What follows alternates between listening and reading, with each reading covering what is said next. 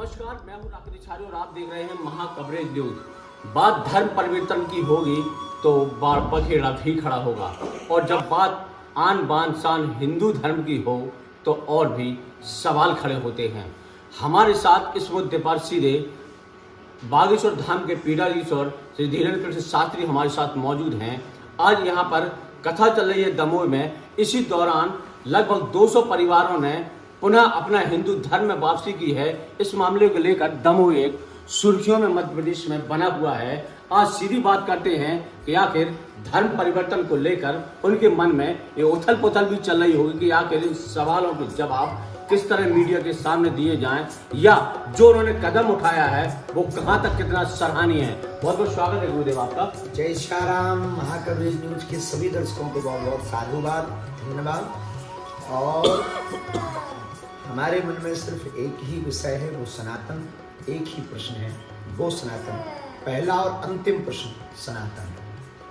लोगों का काम कहना है, बेचारे भोले भाले लोगों को, जो गरीब परिवार थे, उनको बहगला करके, फुसला करके, दवा के नाम पर जो 7 साल 5 साल पहले सनातन से उन्होंने क्रिश्चियन बनाया था, जब उन्होंने उनको बालाजी की प्रेरणा से, वास्तविकता से वह अवगत हुए कि उनके साथ फरेब हुआ, झूठ हुआ, और अपने सनातन बागेश्वर बालाजी में ही इतनी ताकत है, जितनी वो बोलते हैं उतनी बालाजी तो रोज कृपा कर रहे हैं। जब उन्हें यह बात समझ में आई, उन्होंने साहस बिना किसी दबाव के पुनः सनातन धर्म में वापसी की, और हमने उनका हृदय से स्वागत किया। जो प्रोपेगेंडा चलाया गया है और हिंदू धर्म को कहीं ना कहीं आघात पहुंचाकर इस तरह का जो माहौल बनाया गया है, ये बात 1-2 दिन में संभव नहीं है।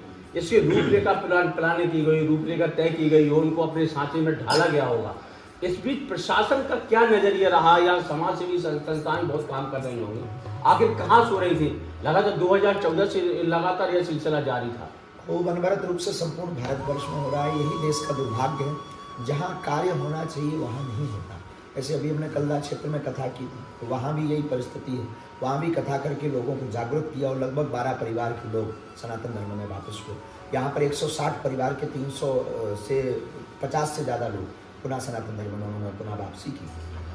तो सबसे बड़ी बात यह है कि शासन प्रशासन जागरूक है, पर कई बार उन्हीं में से शासन प्रशासन के लोग होते हैं जो बात को बनाते हैं। शासन प्रशासन और समाज सेवी संस्थाओं का तो कर्तव्य है ही है, परंतु हमारी दृष्टि जो कहती है, यह कर्तव्य प्रत्येक हिंदू व्यक्ति का है, प्रत्येक हिंदू भाई का है। जिस दिन अपने कर्तव्य बोधता को प्रत्येक हिंदू पकड़ लेगा, उस दिन पूरे भारत में तो क्या, पूरे विश्व में एक भी सनातनी हिंदू धर्म परिवर्तन नहीं। आगे देखा जाए तो यहाँ गरीब, शोषित, असहाय, अशिक्षा, जहाँ जहाँ जिन जिन क्षेत्रों में है, वही धर्म परिवर्तन की बातें ज़्यादा सामने आती हैं। क्या लगता है, लोग पढ़े लिखे नहीं हैं, अनपढ़ हैं, इसलिए ऐसा हो जाता है, या गरीबी उनका कारण है? जागरूकता और गरीबी दोनों ही है। तो बेचारे भोले भाले लालच में आ जाते हैं, और इनका प्रोपोगंडा भी बड़े ऊंचे स्तर का है। दवा के नाम पर ये हॉस्पिटल में बुलाते हैं, वहाँ अपने भगवान को प्रणाम करवाते, ये करवाते हैं। क्षमा करना इंसानी स्वभाव है, स्वभाववश वो लालच में आ जाता है। लेकिन हमें सरकार को, समाज सेवा के लोगों को इस बात पर गौर करना पड़ेगा कि इनकी जो कमियां हैं उसको पूर्ण करना पड़ेगा। केवल धर्म परिवर्तन से काम नहीं है, उनकी जो कमियां हैं उसकी पूर्ति पर भी फोकस करना पड़ेगा, तभी ये नहीं बहकेंगे। क्योंकि जो परिपक्व होगा, समृद्ध होगा, वो क्यों सनातन धर्म को त्यागेगा? इनकी मजबूरी है, मजबूरी है, तो बेचारे करें क्या? जहाँ उन्हें आस दिखती, जहाँ उन्हें कर्ण दिखते, वहाँ पर चल देते हैं, और इसके शिकार वो धर्म के परिवर्तन के खिलाफ हो जाते हैं, सनातन के खिलाफ हो जाते हैं। वो शिकार बन जाते हैं, ना कि खुद से नहीं बनते, उन्हें बनाया जाता है जानबूझकर। आप इस दिन धर्म पर परिवर्तन किया तो लोगों के परिवार वालों से मिले होंगे, उन्होंने उनसे रूबरू होंगे, उनके क्या वजह है, वो कैसे धर्म परिवर्तन किया, कुछ विशेष कारण, या अब वो पुनः हिंदू धर्म में, सनातन धर्म में फिर वापस आए, इसके लिए कहाँ से लौ जागे उनके दिल में? उनको जो उन्होंने हमें बताया, बोले महाराज जी वो अंधविश्वास के नाम पर हमें बुलाते थे कि आपका प्रार्थना के नाम पर, या उनका जो भी वो कोई डुबकी उबकी होती है, भगवान जाने, हम तो कोई डुबकी में सोचे नहीं, उनकी कोई डुबकी उबकी होती है, उस डुबकी को लगाने से वो सब हो जाता है, ठीक हो जाता है, ऐसा हो जाता है। और फिर जो है उन्हें किसी ने खबर दी, कलयुग के राजा श्री हनुमान जी, हमारे पास भी जानकारी आई। हटा वाले एक महंत जी हैं जो बगल में विराजमान है, श्री राम गोपाल दास जी, यहाँ के 2 पत्रकार महोदय हैं, एक चौबे जी थे और एक अशोक, उन्होंने अटूट मेहनत की, उनके पीछे लगे हैं और उनको बताया कि अपने धर्म में क्या ताकत है। उसका प्रत्यक्ष जीता जागता उदाहरण बागेश्वर था। जब उन लोगों ने अनुभव किया तो फिर उन्हें लगा कि जो लोग हमको बहला कर ले गए वो सिर्फ बातें थी, हकीकत तो सनातन है जिसमें हम उन परिवारों से हम भी रूबरू हुए, हम भी मिले। उनका कहना चाहिए शुरुआती तौर में कहा कि हिंदू धर्म में देवी देवता अस्त्र शस्त्र का प्रयोग करते हैं, हम उनके धर्म में ऐसा नहीं है।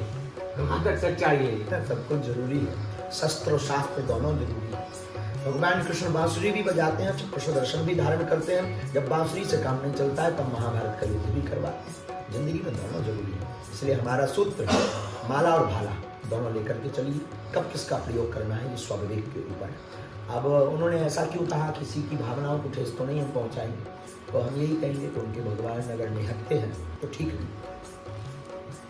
देखा जाए तो जब 200 परिवार ने पुनः हिंदू धर्म शामिल हुए उन्होंने सनातन धर्म में, एक सरकारी किरकिरी ना हो इससे बचने की उन्होंने एसपी को यहाँ आनंद थाना में ट्रांसफर किया है। क्या लगता है बाकी में ऐसा जो शासन ने कदम उठाया पहले उठा लेना चाहिए था? बहुत अच्छा, इसके पहले भी यही का मुद्दा उठा था, हमें आना पड़ा। कथा का तो एक बहाना था, असली काम करने हमें यही आना पड़ा, धर्म परिवर्तन सनातनियों को वापस लाने के लिए। तो ये उन्हें पहले जागना चाहिए, सरकार को जागना चाहिए। किसी भी व्यक्ति को, और वो चिल्ला रहे हैं, अभी इसके पहले की घटना है कि एक परिवार हमारे पास आ रहा था, चाकू मार दी गई दूसरे धर्म के द्वारा, हॉस्पिटल में भर्ती। ये क्या है, कहाँ की गुंडागर्दी? और श्रीमान जी हम ये भी मानते हैं जो व्यक्ति करोड़ों रुपए खर्च करके धर्म परिवर्तन के नाम पर कर सकता है वो हमारे लिए भी लाखों रुपए खर्च करके प्लांटेड करेगा, भक्तों को भी परेशान करेगा।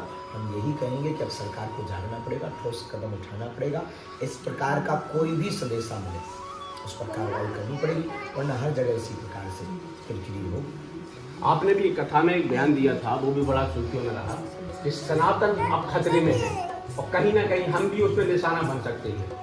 क्या कैसे कैसे आपने आकलन किया? सनातन खतरे में नहीं कहा, सनातन की बात जिन्होंने हमेशा इस भारत में पुरजोरता के साथ उठाई है उन्हें प्लांटेड और षड्यंत्र के द्वारा हमेशा से फंसाया गया, उसमें कोई संदेह नहीं। और उनमें हम भी बाहर में और निश्चित रूप से हमें फंसाया जाएगा। जो गुरु प्रेरणा, जो पीछे हमारे पीछे अनेक कांड हुए, धाम पर उपद्रव हुए, उन सबसे हमने उन सबका ऑब्जर्व किया कि ये सब प्लांटेड लोग हैं जो किसी भी परिस्थिति में छवि को खराब करने के चक्कर में, ताकि इनकी जो स्थिति है वो शून्य हो जाए, वो अपने काम में माहिर रहे, उनके काम में कोई रोना नहीं। लेकिन इन पर हमें कोई फर्क नहीं, कोई परवाह नहीं। हमने सिर्फ लोगों को सावधान किया था, आगाह किया था कि अगर कल के दिन ऐसा होता भी है, अगर हम मान लीजिए ऐसा कुछ होता भी है तो तुम ये सनातन की दीप बुझने मत देना, जो हमने जगाई है इसको बुझने मत देना। वो लोग मारने की भी कोशिश करेंगे, फंसाने की भी कोशिश करेंगे, हमें उससे कोई फर्क भी नहीं पड़ता। दुनिया हम बहुत इस सिद्धांत में बहुत स्पष्टवादी हैं। कौन क्या कह रहा, कौन क्या कर रहा, ये उसकी मजबूरी है और वो उसकी परिस्थिति है। हम जो कर रहे हैं अपने बालाजी के अनुसार और सनातन के अनुसार बहुत अच्छा कर रहे हैं और हम सनातन की बात नहीं छोड़ेंगे। वो करोड़ों यत्न या करोड़ों पाएगा। चलिए, तो ये हमारे साथ पंडित धीरेन्द्र कृष्ण साथी थे जो इन्होंने लगातार धर्म के लिए, धर्म ध्वज फहराने के लिए यहाँ पर पूरे देश में इसी तरह भगवा फहराने के लिए लगे हुए हैं और सनातनियों को कहीं ना कहीं इस मुहिम में जोड़कर एक बड़ा लक्ष्य साधने की कोशिश कर रहे हैं।